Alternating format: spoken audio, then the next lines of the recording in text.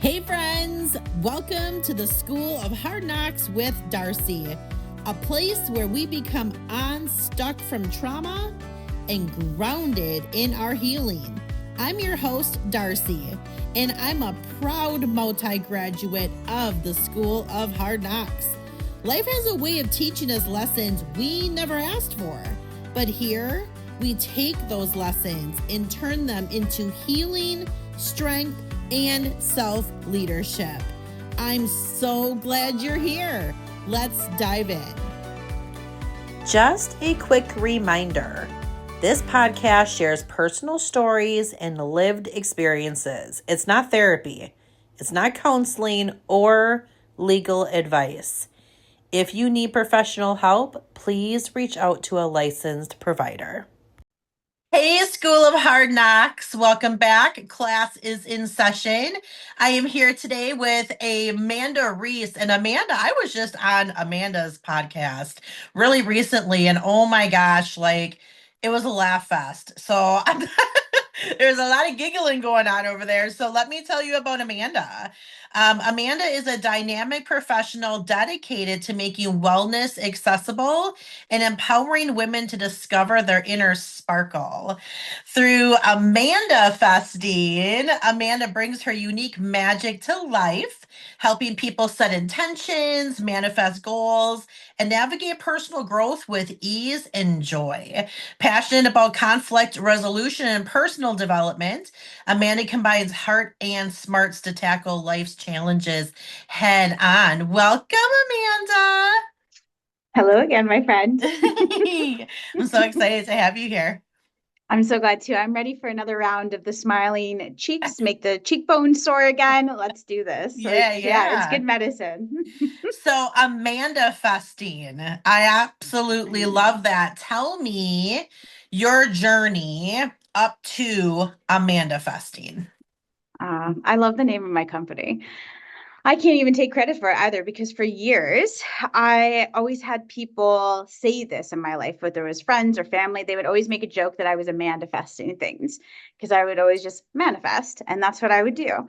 And we make a joke out of my name for so many things. If I said something was mandatory, it wasn't mandatory, it was a mandatory. So we found all of these fun little quirks and things to use with my name. And Amandafesting came to life. I didn't even know what I was going to do with the website. It all came about because I manifested my uterus out of me. Mm-hmm. And I had for over 10 years, I had a very sedentary, I had a very painful life. I masked it. I was fucking good at masking it. Mm-hmm. I put on a smile. I thought I was doing all the good things, living life. I was crying every fucking night before bed. I was crying when I was by myself. I was in a diseased state of addictive behavior. I was drinking a lot of alcohol. I was numbing a lot of my pain with meds. And every night I would go to bed and I just would say, I just want tomorrow's going to be different. I'm going to get up. I'm going to do something different. I'm going to move my body. I'm going to lose this weight. I'm going to be done with this. And every morning I would get discouraged because I couldn't do those things. And I begged my doctor for a hysterectomy for years. For years. I didn't have sex for over a decade. No sex for a decade. It hurt too much, so I just didn't do it. I was in pain all of the time. My periods were fucking awful. Just didn't like it. And I begged my doctor for hysterectomy, and they wouldn't do it because I was too young. And they said that I would change my mind and I would want to have children. And so I just kept living in pain and numbing my pain, and the loop kept happening all of the time. And so eventually I got cervical cancer. And cervical cancer, scariest fucking thing that ever happened to me, but also the best thing that ever happened to me, because that led to the uterus eviction. And when I evicted the uterus, they learned I had stage 4 endometriosis. And endometriosis is a fuckery, debilitating disease. Like, it's awful for a woman going through this. And it was the first time ever I had heard these words, like, what is endometriosis? What's going on? All of the things. And after that, after I started healing from that surgery, and a lot went on to heal from that surgery, I learned that I could stand and I learned that I could walk without lower back pain. And it was the coolest fucking thing ever. Because I remember the first time I went for a walk around the block, and I had never been able to do that before. And so then I started extending the walks around the block, and I would go a little bit further into my neighborhood. And eventually I made my way to rainforests out west, and I was climbing mountains in the Rockies and doing all these things. And I made my way to Cappadocia because for years I wanted to be in a hot air balloon. And I always got really jealous and envious when people would be in hot air balloons, but I never knew how I would stand in one because my lower back used to hurt so much.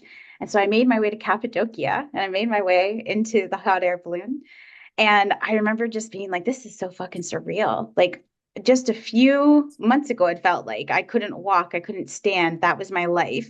And now here I am in Cappadocia, and I'm staring out at the sky full of hot air balloons, thinking, this is my life right now. Like, I've shifted my entire life.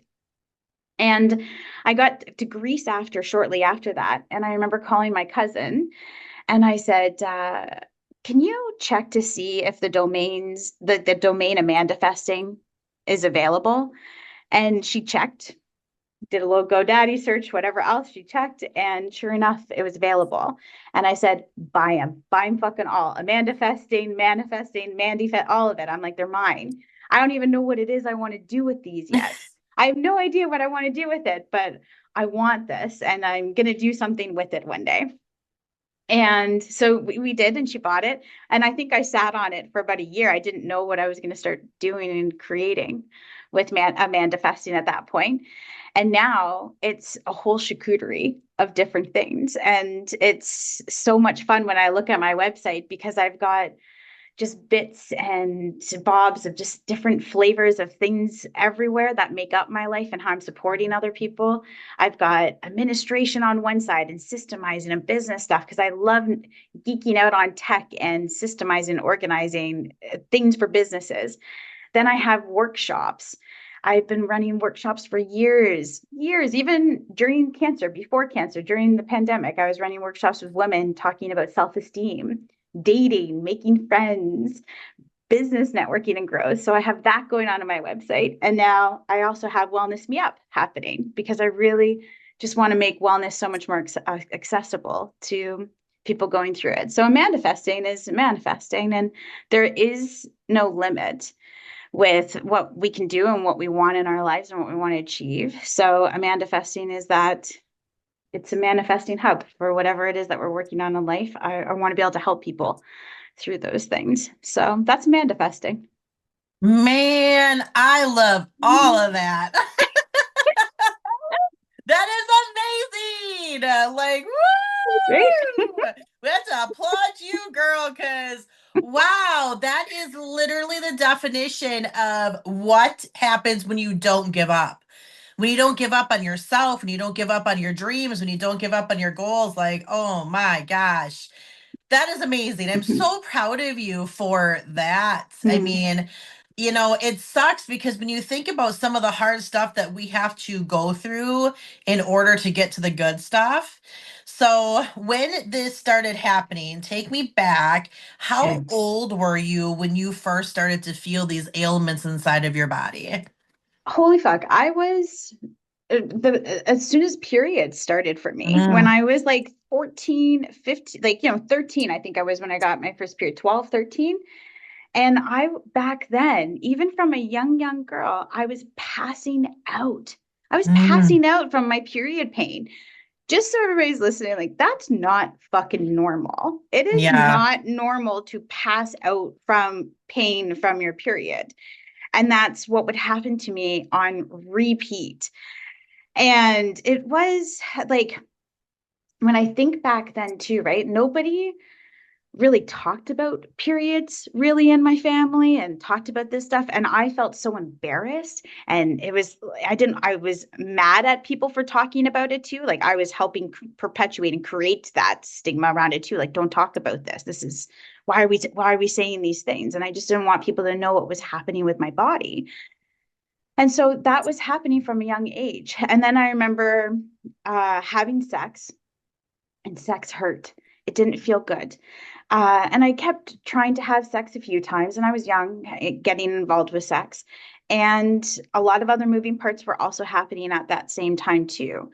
I am estranged from my family now, but I grew up in a family that is very enmeshed, very enmeshed. There was disease states of addictive behavior everywhere, and there was also enabling those diseased states. So I participated in both. I did both of those things. As much as they did those things, I was also an active participator in all of it. And the with the addictions and how I got into that state, that was what was around me as resources. So I would look at ways that I would feel better. And I would feel better when I was laughing on my ass drunk and not thinking about my body being in pain. And so I would do more of that. And I participated in all sorts of recreational drugs. I participated in all sorts of drinking activities. That was very much my life. I actually have an old Facebook account, and I can see it still. Like, I'm not active on there or anything, but I see that algorithm and what that looks like. I sometimes go back and take a peek every once in a while, and I think, holy fuck, this is where I was back then. And now that's not my life at all. And I remember when I started getting healthier after my hysterectomy, that's when a lot of it was actually even during the cancer and before that, I started working with a therapist, started having boundaries with my family a lot more with things. And boundaries are fucking hard because that means you're showing up in a space that other people are not used to you acting in that way. They're used to you behaving in a certain way. They're used to you doing things for them in a certain way, all that stuff. And I was changing. I was changing. And then cancer happened, and I changed a lot fucking more through that journey. Mhm. After that journey, I changed a lot. I was no longer that person. I often say that that girl that had cancer, like, yes, she's still in me. Yes, she's still very much in there. But I often think that she did die with that cancer, like, because Mhm. I came out somebody totally different. And so all of these moving parts were happening way back when, from when I was a small kiddo, with period pain, with disease, addictions, all of this stuff was just layer upon layer upon layer. And I was very much, like, I'm going to say, like, I was very much a hypocrite because I Mhm. was working with people back then. I call my work career almost like a scrapbook. I remember with this therapist that I was working with, we looked at my resume, and my resume literally was following my trauma. All of it was following it. I was trying to heal all of the things that happened to me as a kid, all the things that happened in those disease states of addictive behavior, all of that stuff and mesh dynamics, all of that. I was trying to heal that shit through work. I worked in conflict resolution. I learned a lot about mediation and conflict. I worked with kids who were, guess what, going through addictions themselves and mesh dynamics themselves. We're going through harder things as well, getting involved with gangs and prostitution, all that kind of stuff. And I worked with kids for 7 years, right? Trying to heal some of the stuff that I went through, trying to giving them some of the insights that I went through. I worked with coaches, therapists, all sorts of people in this field. And I was always advocating about how good therapy was, how good coaching was, all of this stuff. And do you think I ever went and did any of that good shit for myself? No, I wasn't doing it. I wasn't actually working on myself, but I knew how valuable it was, but I wasn't actually doing these things for myself. And cancer made me get very real with myself about all of these things that I was not doing, how I was not showing up. And I was working with all these women for years, right? Encouraging them to do things, but I wasn't doing the things I was saying, hey, go and practice this stuff. So it was time for me to stop doing for other people, stop, fixing other people, doing these things and that control stuff, and start focusing a little bit on me and putting on my own fucking oxygen mask and looking at myself before trying to do these things for other people. So these things started a long, long time ago. It's not something that just happens. In the same way that we start healing and we start working on ourselves, these changes don't happen overnight. It takes years to happen. I look at my weight, for instance, like I was over 300 pounds, 300 pounds out of at the day of my surgery. I was 310 pounds. And over 4 years now, I was 37 when I had that hysterectomy. I was 36 when I was diagnosed with cancer. And it's taken me all of these years to lose this weight. My body is finally now working in the way it's supposed to because the endometriosis is gone. All of that stuff is out of my body. So now I can walk, I can move, I can do things. I've changed so much with my diet. I have healthy boundaries with food. The weight is not coming off automatically, though. It took 20 something, 30 years for that weight to come on. So it's going to take a long time for that weight to also come off and to work on myself in this way and do that too, right? So these things happen a long, long, long time ago. So for you to ask that question, when did this start? Wasn't just 5 years ago, it wasn't 10 years ago. This shit started back when I was teenager, kid, all of this. And I'm working through all of these things. And it's still ongoing. It's not stopping. I'm still learning things all the time. Yeah, and I think that's so important that you say that too, because that's what I'm writing down here is when you're going to get into a lifestyle change, it is actually a lifestyle change. And, I think that just as people and as a culture, we've gotten so used to now, like, I need this to happen now. I remember one of my bosses used to say, somebody would pay $40, let's say, for like a computer cord to have it shipped or to go and buy it versus spending like $19 to have it shipped. They'd spend the money for the convenience of time. So many of us want these changes. And the thing is so many people aren't willing to put the time and the effort into the long haul of it. So there's that, because I get that too. But one of the other things that you said that really stuck out to me is the enabling. And I think that a lot of us can even relate to being a hypocrite, right? Because it is so much easier to give advice to somebody else than to take your own advice and to actually do the things. So, although it may take sometimes a longer time to get to our end result, some of the results are very noticeable from the beginning. And when you're talking about people around you noticing that you changed, that is a really hard place to be, because that's exactly where I am in my life right now, where the people that I probably have enabled with bad behavior for a very long time, enabling what it is that they're doing, are now just dumbfounded by the changes that I've made in myself. So talk a little bit about how did you handle that? I mean, even when it's coming from like having to separate from some people in your family or friends or people that they were more comfortable with you being in a negative place than they are with you being in a place of joy. And that is it, right?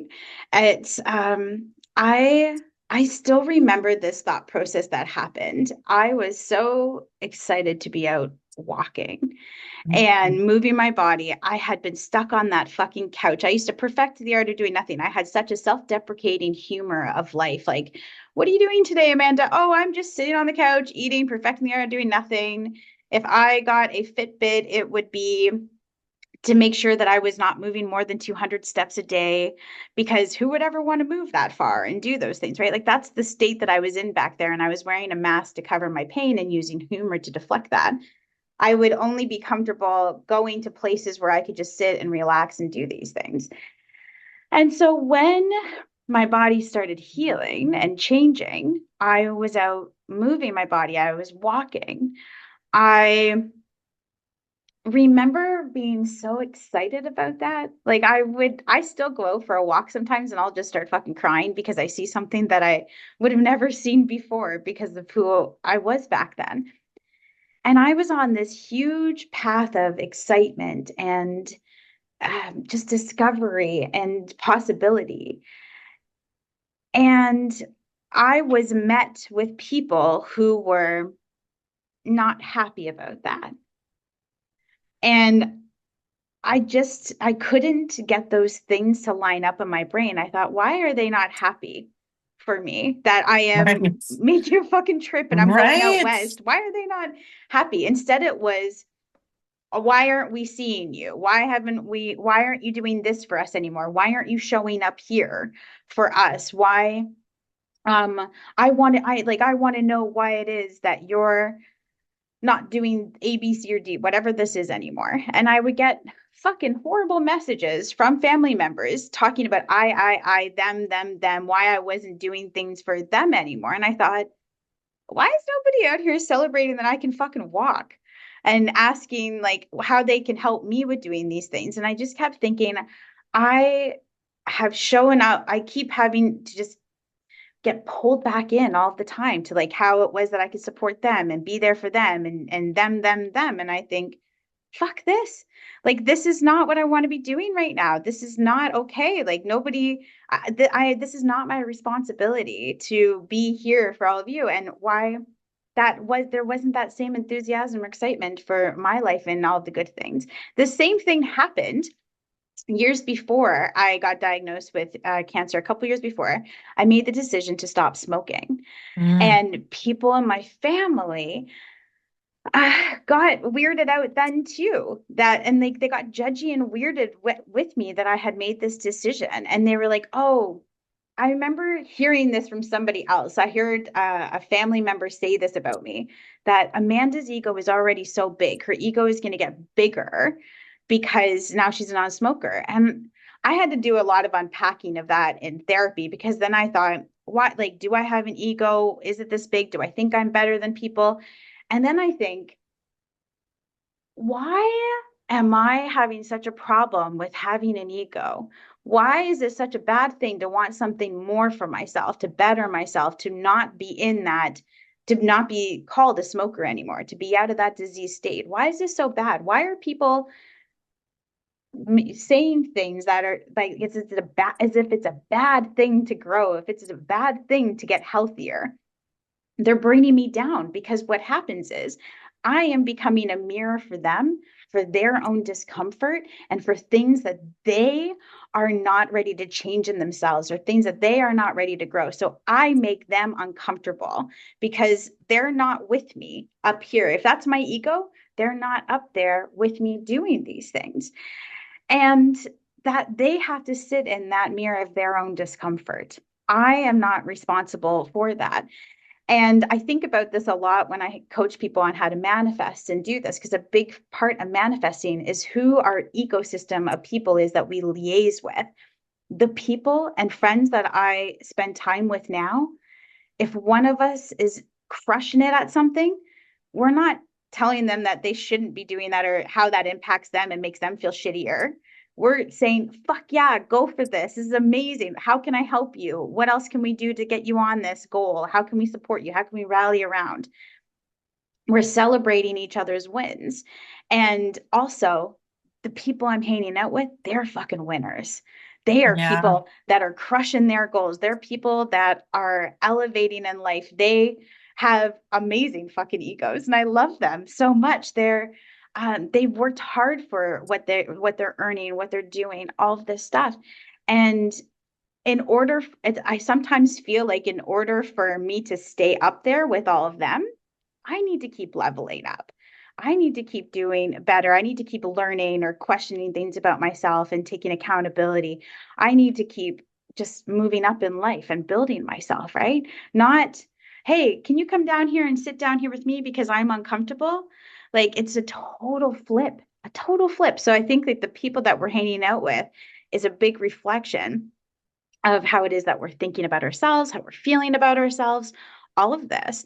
And like, so to go to this question of enabling and how I felt and how I kind of moved through that, I made decisions to leave. Like, that's what was good for me, because I thought, and it starts from this place of boundaries. It's like, hey, I love this person. I think good about this person. I don't, even now, I'm not going to say horrible things about these people and whatever else, because at one point these people were exactly where I was, exactly what I needed in my life, and I have so much love for all of them still. but we're just not in the same space anymore. And we Mhm. lost ability to be respectful to one another. We lost ability to communicate with one another, to cheer for each other, to do these things, and from a place of feeling good, not from this place of resentment and things that I don't have.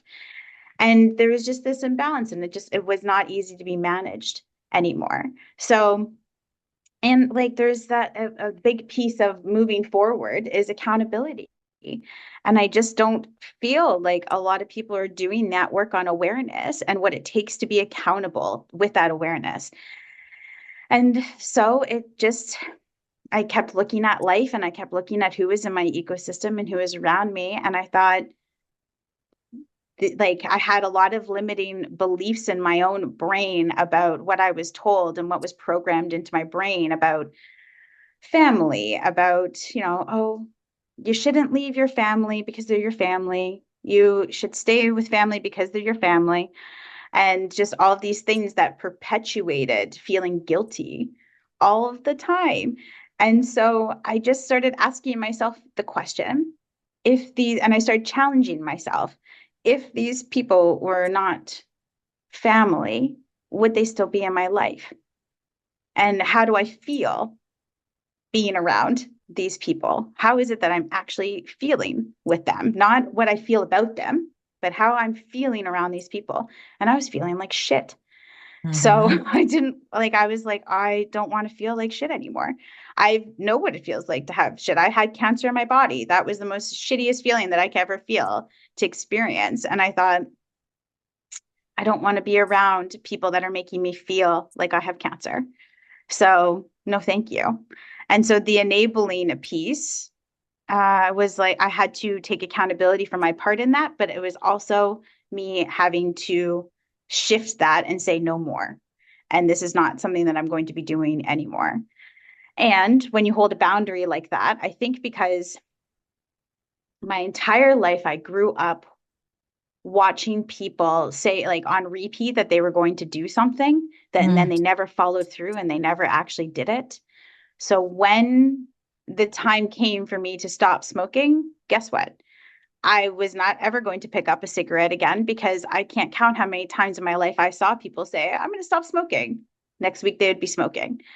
I can't count how many times I heard somebody say that they'd be done with a certain person because of how they were treating them. And guess what? The next week, they were talking to that person again.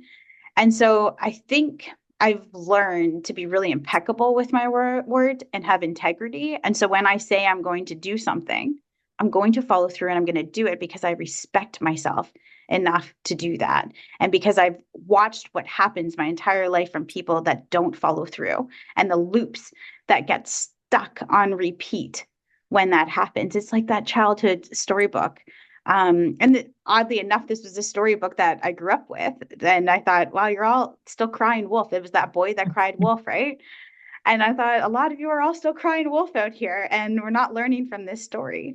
So, whenever I say I'm going to do something, I mean it. I'm going to do it. I'm going to follow through with it. And I'm going to dedicate myself to this, and I'm going to move through it. And that's a big part of manifesting. And it's a really practical way it is to manifest, to do that, to just, move with intention and then dedicate yourself to that. But there's a lot of other moving parts to it too, to drop the mask that we all wear, that the performative stuff, and we have to notice things. We have to move through it. We have to think about who we're liaising with, all these good parts, and then sticking with it, right? Nurturing what it is that we're saying and what we're doing, and everything that we aspired from the beginning. So, yeah, there's a lot of moving parts, and these things did not happen over fucking night. It wasn't just I wake up and I'm like, oh, done. These things took time. They were building in me for a long time. And then it became actionable to that point. So, and it's still things I'm going to be unpacking all of the time. There's going to be a new conversation that will give me perspective about my part in the enabling, my part in those disease states of addictive behavior, my part in all of it. And I think I want to keep moving forward in life with as much accountability and as much awareness as I possibly can, and lean into like that authenticity of it as much as I possibly can.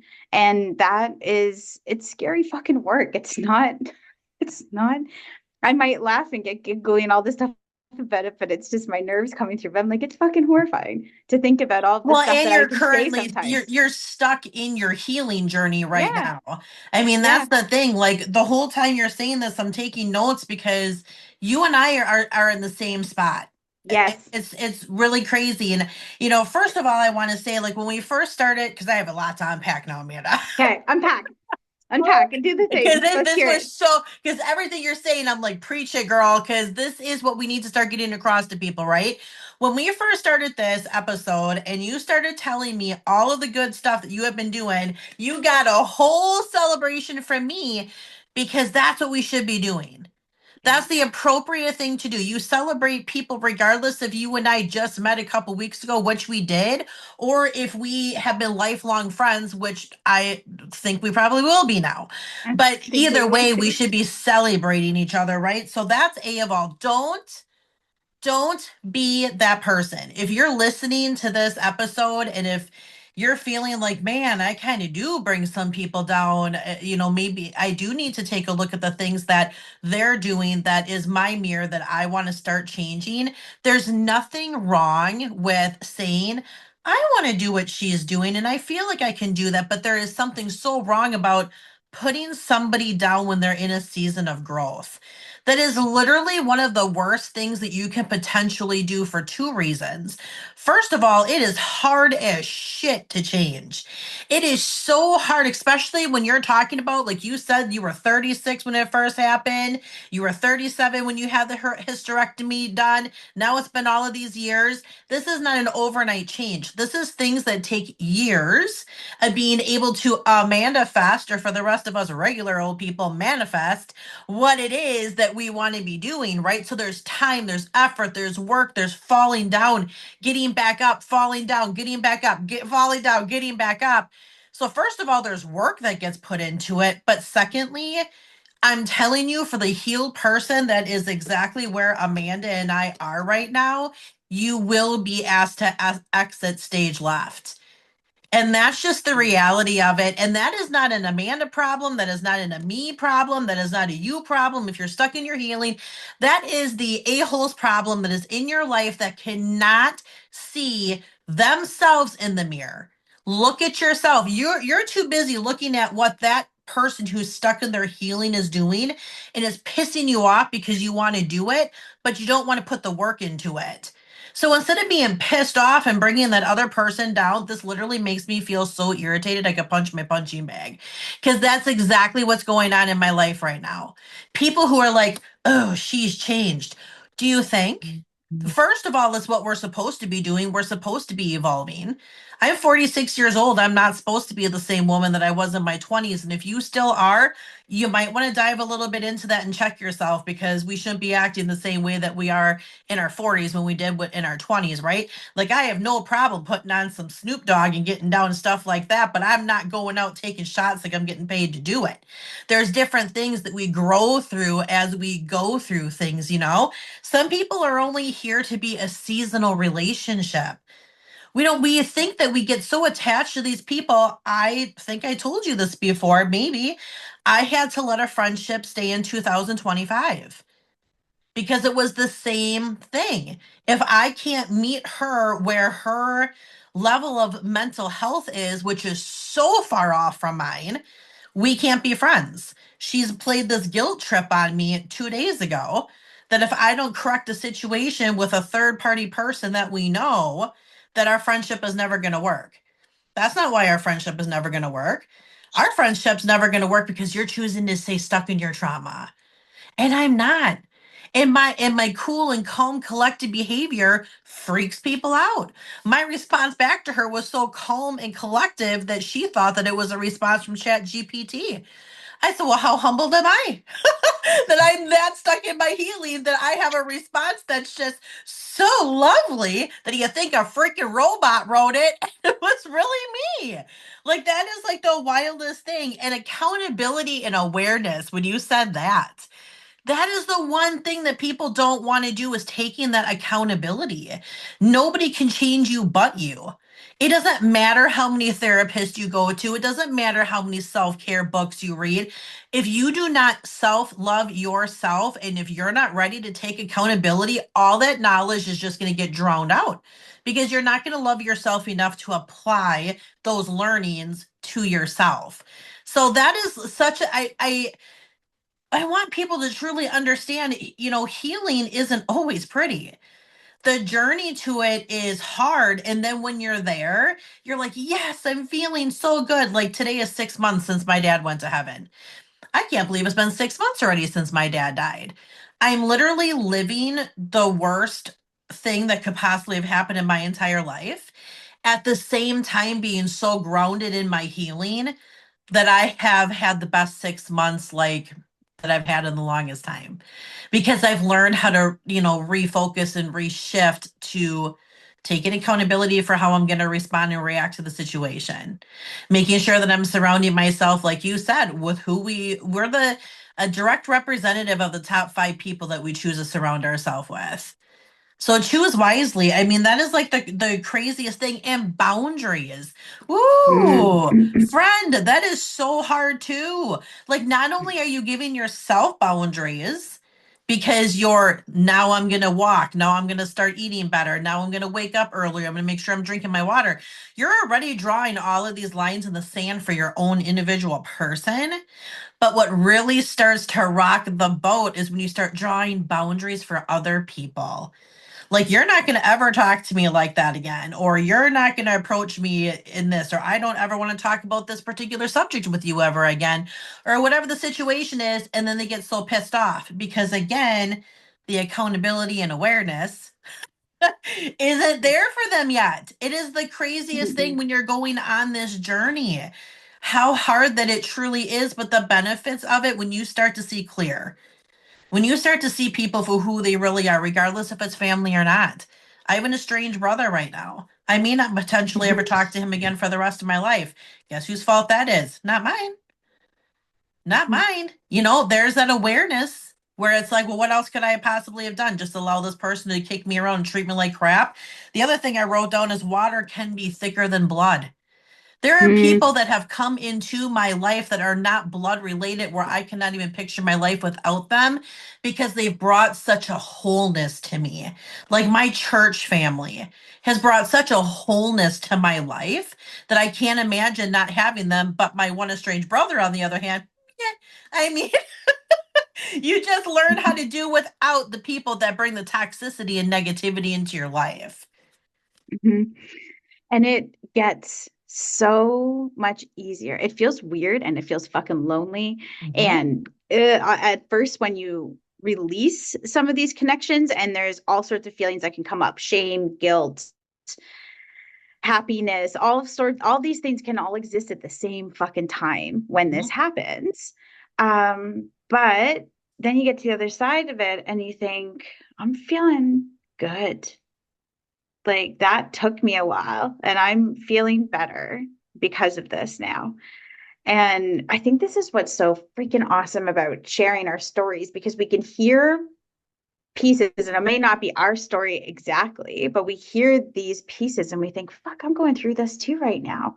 Or I could tie this in because I am estranged from a family member. Or boundaries are fucking hard to have. And how do I even start explaining what it is that I need, or communicating that stuff? Because it's so, so hard. Uh, oh. There's a lot of strength in loving yourself. I mean, the Mhm. way that I mean, like you said, when you do start to create those boundaries, there are going to be different emotions. You're probably going to feel kind of proud of yourself. Like, dang, I can't believe I finally stuck up for myself and like nothing bad happened, nothing blew up, there's no fires, like I'm good, I got this. You're probably going to feel a little bit sad. Like, I am really going to kind of miss that person though. Or like, experiencing the good times that we had together, you're probably going to feel angry. Like, why the hell did they push me to that? When I told them, like, if you want to be a part of my life, you have to stop bringing this toxicity and negativity into it. And now you're pissed off because how many times did I have to tell you? And now it really happened. But the bigger feelings that you're going to feel are going to outweigh the maybe negative feelings. Because really when we're looking at it, it is about your own accountability and your own awareness and your self-love. Like Mhm. you would never allow somebody to hurt your child or your pet or your sibling or whatever. At least I hope you wouldn't. Why would you let somebody hurt you? I think that that's the biggest thing, especially with women, that we deal with that selfishness, that self love. But if I love myself, they're going to think I'm selfish. They're going to think, oh gosh, like you said, Amanda's ego has gotten so big. Awesome. Because guess how big the sky is? Huge. Right. Amanda's Yeah. ego can get huge because there's nothing wrong with that Yeah. as long as you're using your ego for what you're doing, which is to Have you help other seen? people find happiness and health. Have you seen how high hot air balloons get? Like that's how Yeah. fucking high it can go. There is no limit to that. Like, Hmm. and good, right? But it does feel icky and it does feel cringe when somebody starts spouting at you that, I got this all the time. That phrase, I have been called, you're selfish now. Who are Mm. you? Who the fuck do you think you are? You've You've changed. changed. Oh, You that one. changed. And I think, yeah, I have. Like, thank you for Thanks for noticing that. acknowledging the hard Thank work. you for I have changed. And I'm so glad that it's such a put off to you and where you are, because like that's it's such a big reflection of where I was. So, and that discomfort is not, it's not great for people to sit in. And it also feels like, even the other day, like I had this whole work situation that kind of had blown up, and it felt like my integrity was being kind of attacked, and all these things were happening. And I thought, stop this. Like, we don't, they're not wanting to take accountability, and that's fine. That they can just not take accountability. They don't want to see their part in how this move forward. This can happen in work things, this can happen in family, connections, relationships, whatever. A lot of people just don't want to take accountability for how they contributed to a situation. And I caught myself going into that defense mode, because when somebody says something like, you've changed, you're selfish, you're not the same person anymore, we want to be like defensive at people almost and protect ourselves.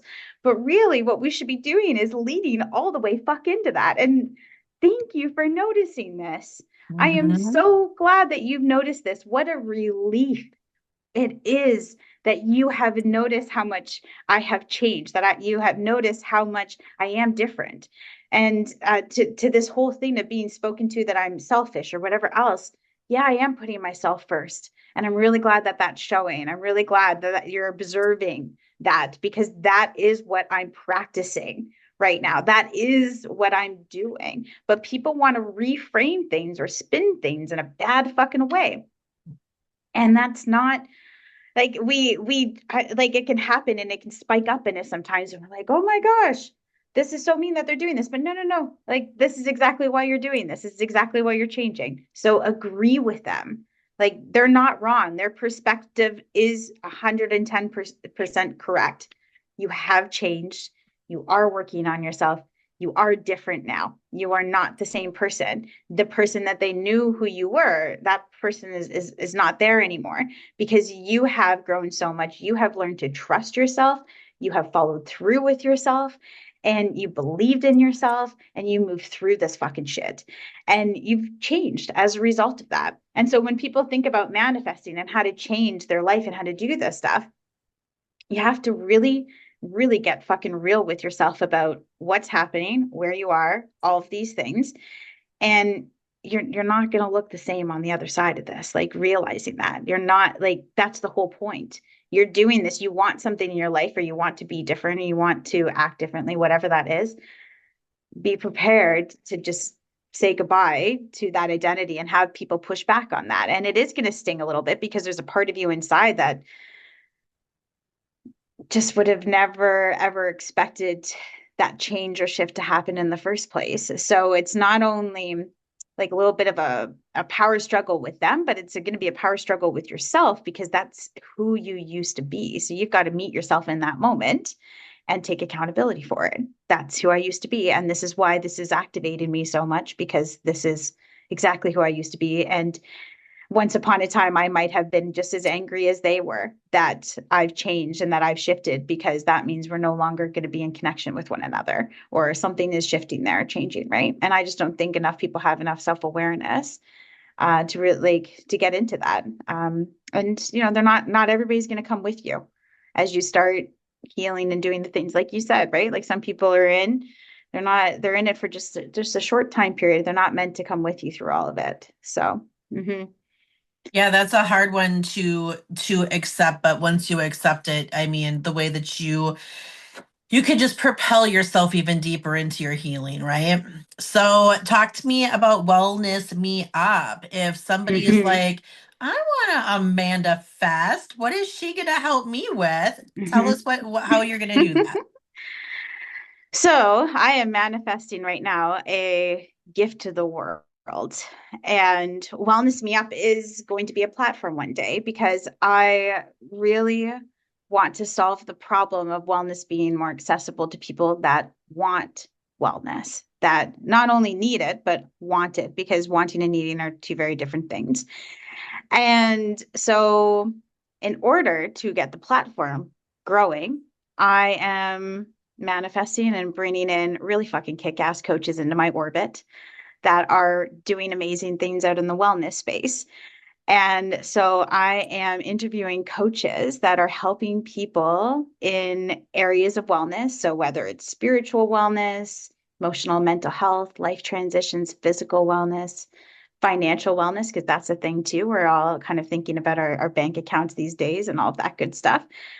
And so I'm interviewing coaches across the world. It started with Canada.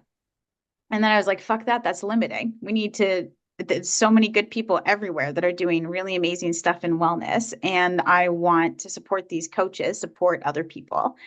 I have always done better in life when I'm helping other people, and I can stay behind the scenes a lot in a lot of the gigs I do to help other people do really meaningful work. And this is another avenue to do this. So I am out here on podcast now, created my first, I think I recorded 20 episodes now, which is pretty fucking cool. I never thought I'd be somebody to get into the podcast and doing this stuff, but here I am. And I'm interviewing coaches that are helping people, because one day these coaches, they're going to be a part of this platform too. And we're going to make wellness even more accessible to people. And you can get a flavor. And going back to my charcuterie board analogy, it's going to be a nice flavor of coaches to work with in this platform. And yeah, it's my gift to the world. So, and I just think I used to be this girl behind the screen for so long, looking for answers, fucking terrified. I remember when I got diagnosed with cancer, I was terrified, and I didn't know. I was too scared to ask for help. Asking for help, because I was parentified as a child too, asking for help was scarier than the cancer. Yeah. And I went to Facebook groups, I went to the internet, I looked for help or support and answers. And what's this going to be like for me? Am I going to fucking die? Like, what's going to happen? Right? I didn't know the answers. And still, shocker, spoiler alert, I still don't know the answers in life and all the things, still learning. So when I started this podcast, I've also started a blog, because sometimes people don't listen in on podcasts. I'm actually one of those people. Interestingly enough, I don't listen to a ton of podcasts, but here I am starting a podcast. And I think I'm doing the podcast, but then what I'm doing is I'm also writing a blog about every single episode, and I'm calling it a diary entry. And so I talk about, I'm calling it Sit a Bit, and I'll tell you about what Sit a Bit is. But it's this diary entry of what happened on the podcast. So that way, if you're behind the screen and you're not somebody listening to podcasts, maybe you're Googling different things and these keywords might come up. You're going to see what we talked about on the podcast and get a whole flavor of what we unpacked, what area of wellness we chatted about with these coaches. And that way, if you're looking for answers behind the screen, you can read, because not every person likes to listen, but they like to read, and vice versa. So I'm trying to hit both audiences right now with this. And I'm calling it Sit a Bit, because when I was younger, I had an aunt that passed away from cancer. She always wanted to open up a coffee shop called Sit a Bit. And so she's calling it CIDABIT.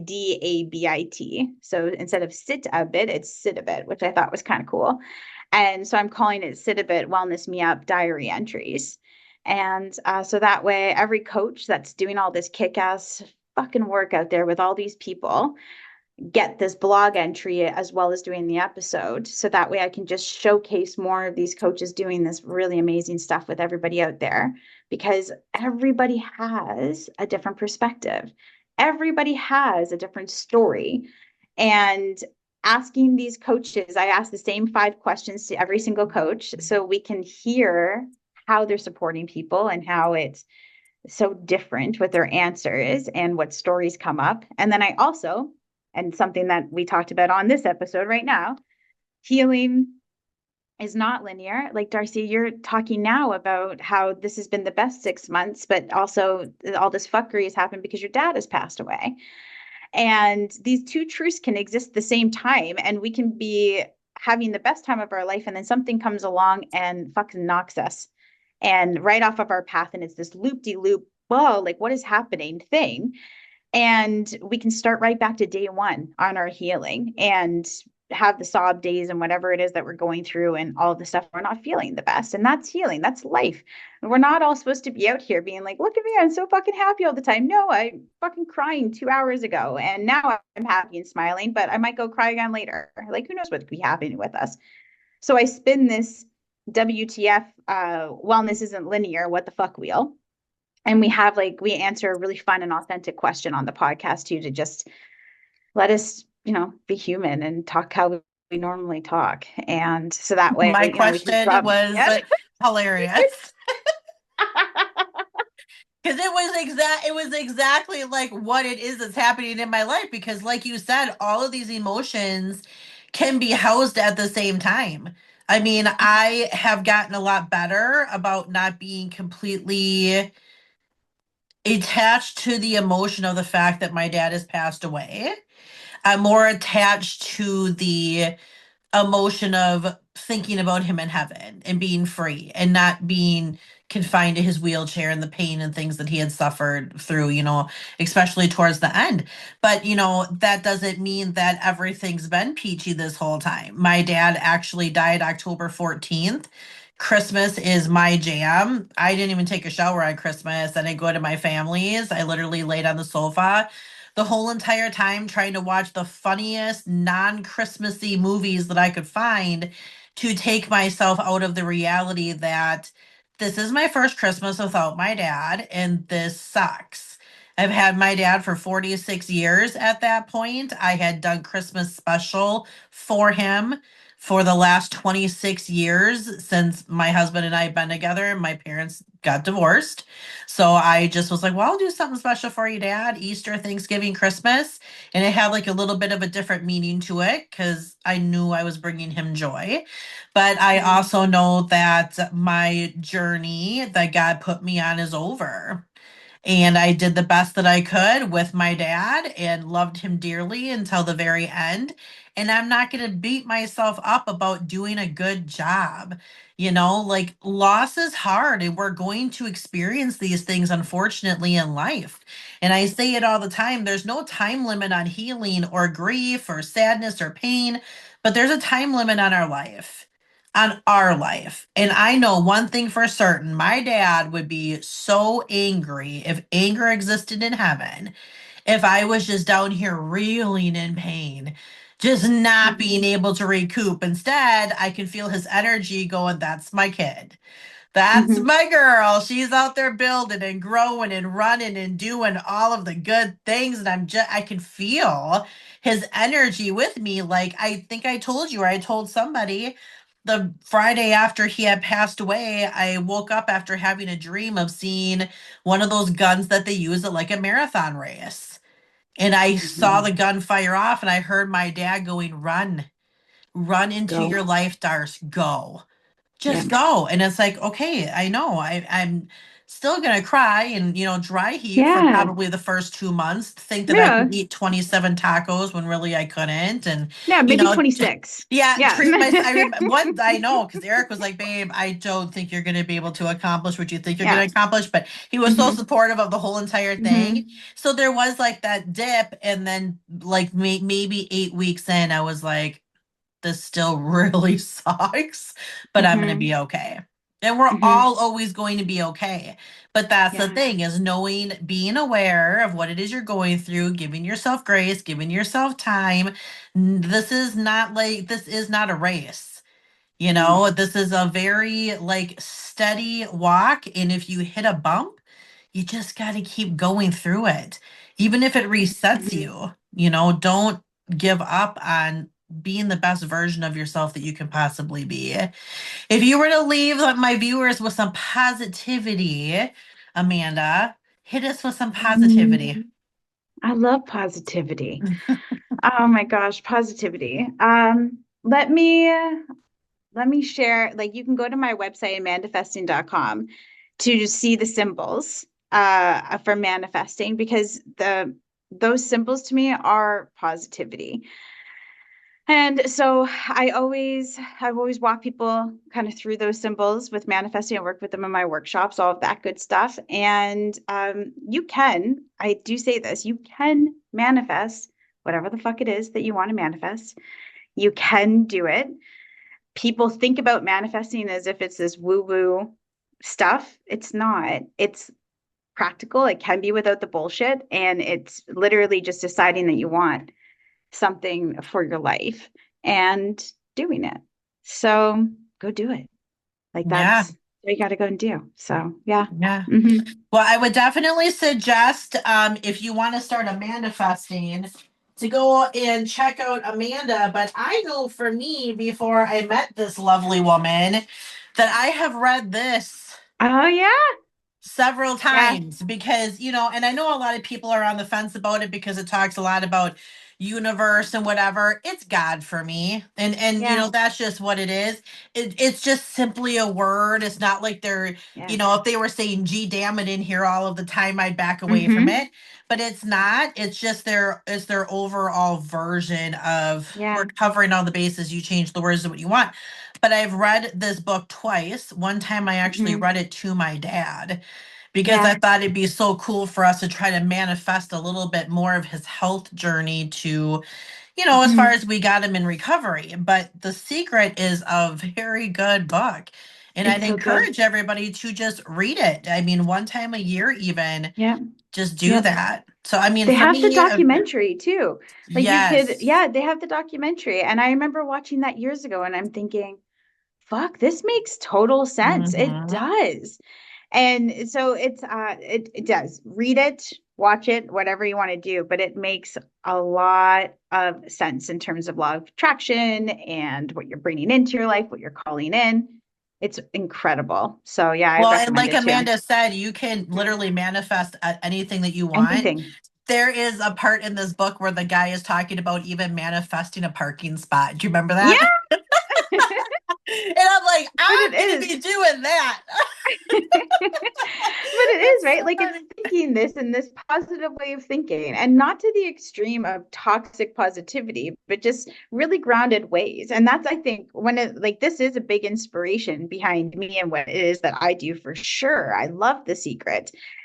She's got a couple of other books out there too, as well. So dig into that stuff. But yeah, you can manifest a fucking parking spot, but you can manifest really practical things that you want in your life too. Like I say, I manifested my uterus to come out, and eventually did.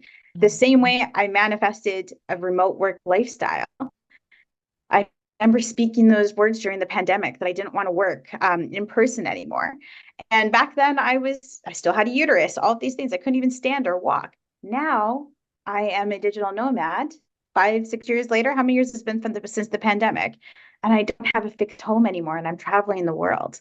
This is my life now because I wanted it. I wanted it.